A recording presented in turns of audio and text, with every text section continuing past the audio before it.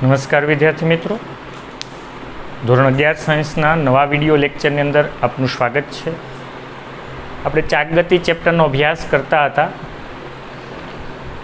એમાં હવે જે ટોપિક છે એ છે લંબ અક્ષનો પ્રમેય અને સમાંતર અક્ષનો પ્રમેય, જે સિલેબસમાંથી કાઢી નાખ્યો પરંતુ JEE અને નીટ માટે મોસ્ટ ઇમ્પોર્ટન્ટ પ્રમેય છે. यानी कि जो कोई एक पदार्थ XYZ माथी कोई एक अक्ष ने अनुलक्षी ने, दाखला तरीके ये पदार्थ है ए Y अक्ष ने अनुलक्षी ने परिभ्रमण करे छे. दाखला तरीके ए ज पदार्थ X अक्ष ने अनुलक्षी ने परिभ्रमण करतो हो. धारो के ए ज पदार्थ Z अक्ष ने अनुलक्षी ने पण परिभ्रमण करतो होय तो कोई एक अक्ष ने अनुलक्षी ने एनी जड़त्वनी चाक मात्रा ए बाकीनी बंने अक्ष ने अनुलक्षी ने जड़त्वनी चाक मात्राना सरवाळा जेटली थाय. यानी IZ बराबर शुं थाय? IX plus I. हाँ, सपोज के हूँ एम कहूँ IX बराबर शुं थाय तो कि IX बराबर जो Y अक्ष ने અને Z अक्ष ने अनुलक्षी जड़त्वनी चाक मात्रा होय तो IY प्लस IZ थाय. અને એ જ રીતના IY बराबर शुं थाय? IX प्लस शुं थाय? IZ. यानी कि कोई एक अक्ष ने अनुलक्षी जड़त्वनी चाक मात्रा ए बाकीनी बंने अक्ष ने अनुलक्षी जड़त्वनी चाक मात्राना सरवाळा छे. ओके, नेक्स्ट छे समांतर अक्षनो प्रमेय.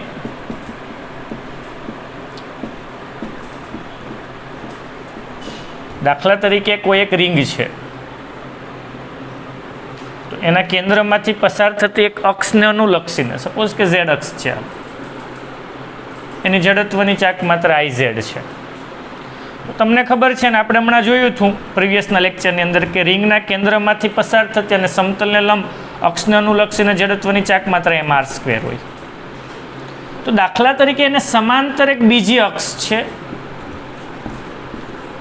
L अथवा तो A अंतरे है અને હું IZ ડેશ કહું તો એ બીજી જે અક્ષ છે એને અનુલક્ષીને જડત્વની ચાક માત્રા કેટલી?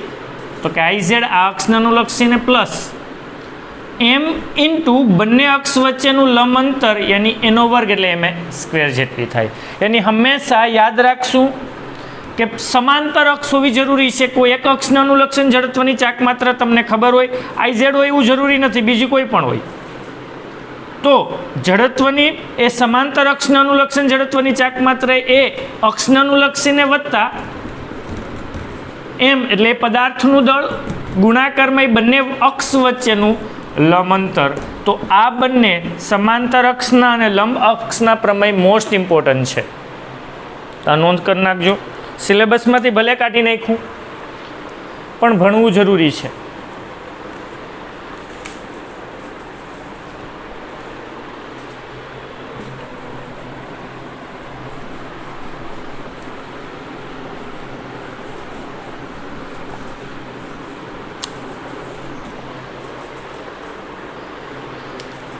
ઓકે, નેક્સ્ટ ઇમ્પોર્ટન્ટ પ્રશ્ન છે. આની ઉપરથી ઘણા બધા MCQ સોલ્વ થશે. તો કે સ્થિર અક્ષને અનુલક્ષીને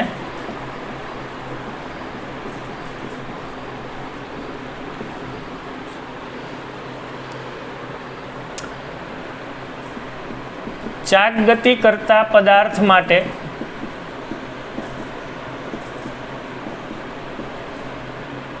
કોણીય વેગ અને કોણીય પ્રવેગ સમજાવો.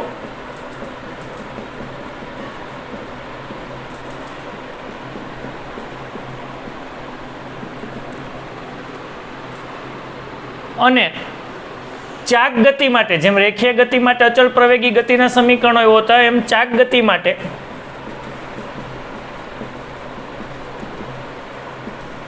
અચળ પ્રવેગી ગતિ, અહીંયા કોણીય પ્રવેગ હશે, ગતિના સમીકરણો લખો.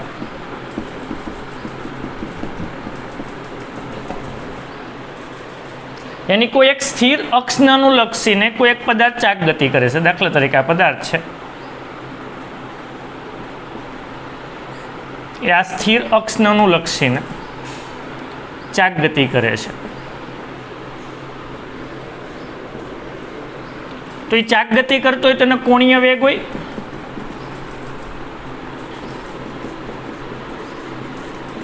કોણીય વેગ એટલે ઓમેગા, અને કોણીય વેગ ઓમેગા બરાબર શું થાય? ડેલ્ટા થીટા ના છેદમાં ડેલ્ટા થી, યાની કોણીય સ્થાનાંતરના છેદમાં. અને એની દિશા જમણા હાથના સ્ક્રૂના નિયમની મદદથી તમે નક્કી કરી શકો છો.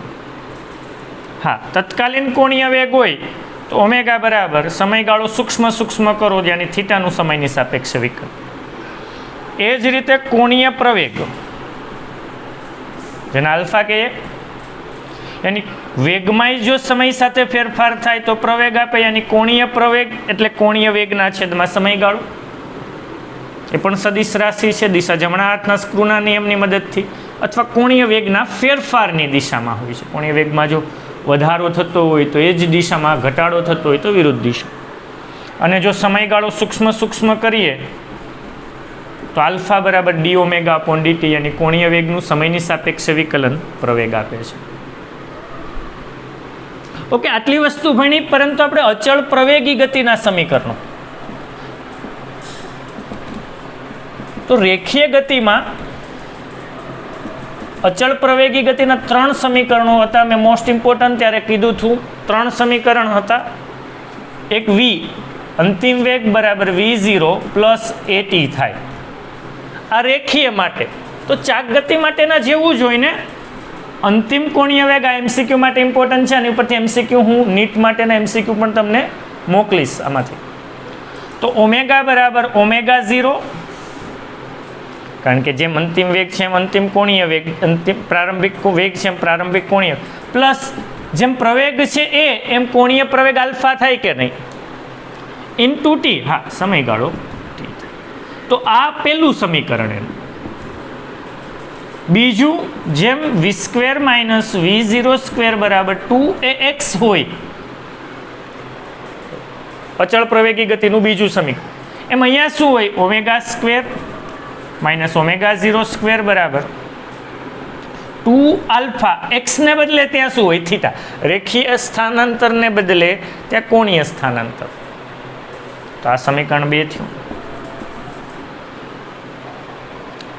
ત્રીજું, x બરાબર x0 plus v0t plus 1/2 at square, આ ત્રીજું છે. તો અહીંયા શું આવશે? થીટા બરાબર થીટા 0, કારણ કે કોણીય સ્થાન રેખીય સ્થાનને બદલે કોણીય સ્થાન આવે, પ્લસ ઓમેગા 0t પ્લસ 1/2 શું થાય? Alpha T square. તો આ 3 અચળ કોણીય પ્રવેગી ગતિના સમીકરણો છે. તો આની ઉપરથી ઘણા એમસીક્યુ આવે. દાખલા તરીકે એમ કે થીટા રેખીય સ્થાન કોણીય સ્થાન એ 2t સ્ક્વેર પ્લસ 3t અનુસાર બદલાય. તો t બરાબર 2 સેકન્ડ કોણીય વેગ, તો ઓમેગા બરાબર શું થાય? ડી થીટા અપોન ડીટી થાય. તો એની ઉપરથી તમે વિકલન કરો, કિંમત મૂકો, આપણે જેમ રેખીય ગતિની અંદર ભણતા હતા એ જ રીતના ના એમસીક્યુ આવશે. હું તમને મોકલીશ એમસીક્યુના વિડીયો. ઓકે, આટલું નોટ ડાઉન કરી નાખજો.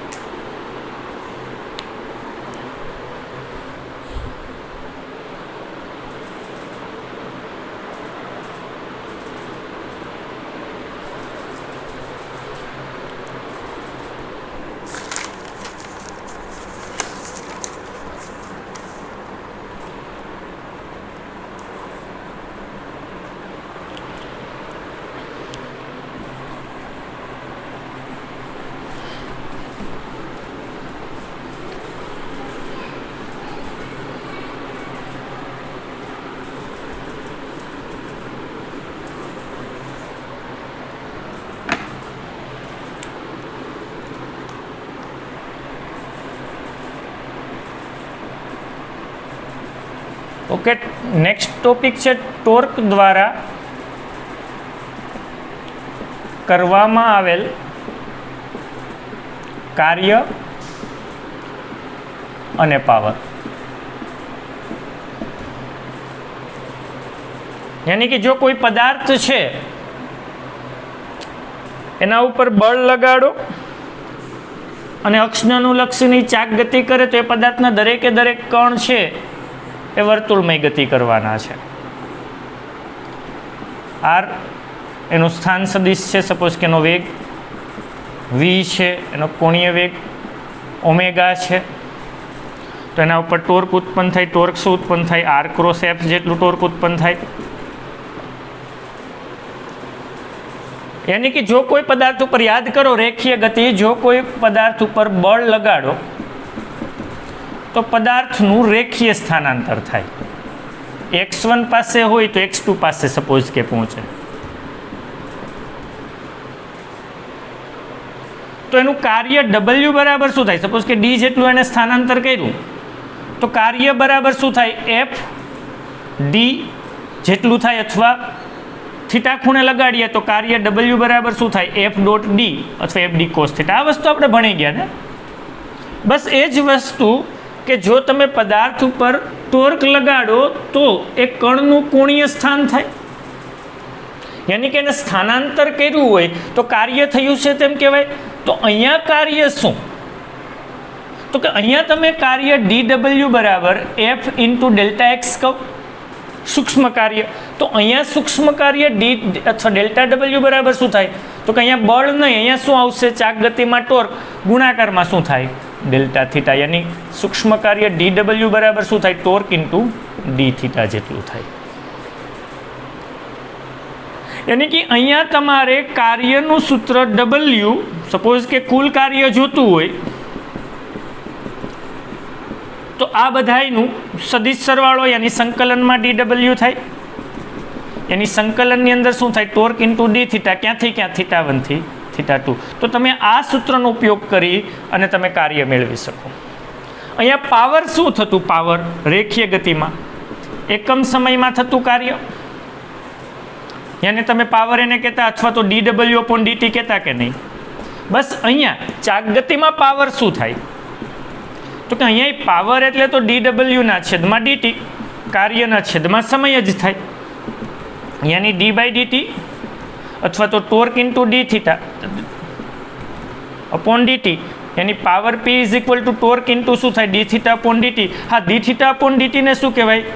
કોણીય વેગ. યાની પાવરનું સૂત્ર ચાક ગતિ માટે ટોર્ક ઇન્ટુ ઓમેગા. અહીંયા શું આવતું? યાદ કરો, પાવર એટલે બળ ગુણાકારમાં વેગ આવતો કે નહીં રેખીય ગતિમાં? યાદ છે? આ બધા સૂત્ર ઇમ્પોર્ટન્ટ. જો રેખીય ગતિ સારી રીતે આવડી તો ચાક ગતિમાં કોઈ પ્રોબ્લેમ ન થાય. યાની રેખીય ગતિમાં પાવર એટલે બળ ગુણાકારમાં વેગ. બસ એ જ ચાક ગતિમાં પાવર એટલે જેમ બળ કામ કરે રેખીય ગતિમાં, એવું ચાક ગતિમાં કોણ કરે? ટોર્ક. જેમ રેખીય વેગ હોય એમ કોણ હોય? કે તો આટલું નોટ ડાઉન કરી નાખજો.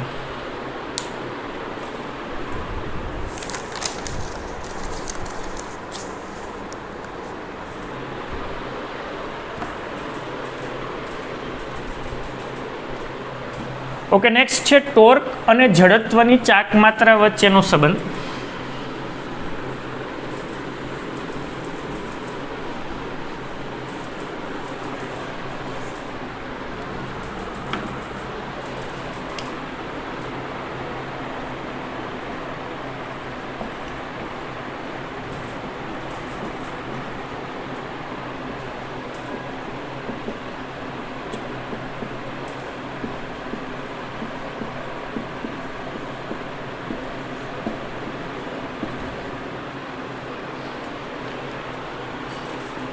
તો કે ભાઈ આપણે ખબર છે ચાક ગતિ ઉર્જા, રેખીય ગતિ ઉર્જા તો તમે કહી દો 1/2 mv². તો ચાક ગતિ ઉર્જાને કે કહેવાય ઇઝ ઇક્વલ ટુ 1/2 m દળ જેવું કામ કરે એવું કોણ કરે? જડત્વની ચાક માત્રા. v² ને બદલે અહીંયા શું આવે? એને આનું સમયની સાપેક્ષે વિકલન કરવું.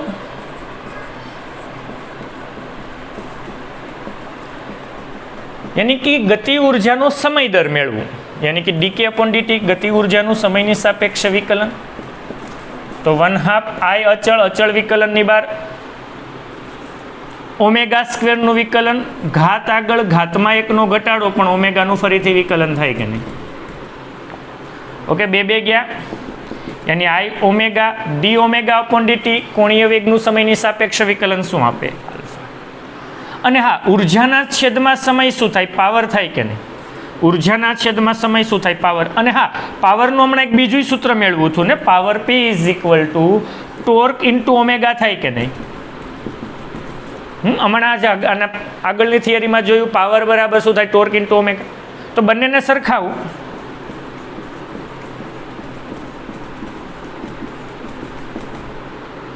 તો torque omega is equal two શું થાય આઈ ઓમેગા આલ્ફા. ઓમેગા ઓમેગા ઉડી ગયા એની ટોર્ક બરાબર આઈ આલ્ફા. તો આપણે મળી ગયું ટોર્ક અને આઈ જડત્વની ચાક માત્રા વચ્ચેનો સંબંધ. અને આ તો મેં તમને પ્રીવિયસના લેક્ચરની અંદર કીધું હતું કે જેમ ન્યૂટનની ગતિના બીજા નિયમમાં રેખીય ગતિમાં એફ બરાબર એમ એ હોય એમ ચાક ગતિમાં ટોર્ક બરાબર શું થાય આઈ ઇન્ટુ આલ્ફા થાય.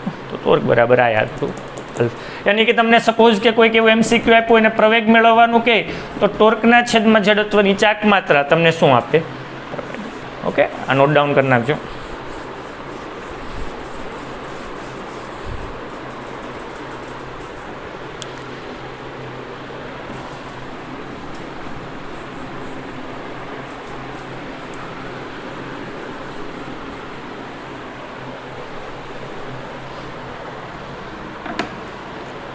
ઓકે, નેક્સ્ટ વન છે ચાક ગતિ માટે કોણીય વેગમાન સંરક્ષણનો નિયમ કે કોણીય વેગમાનનું સંરક્ષણ સમજાવો.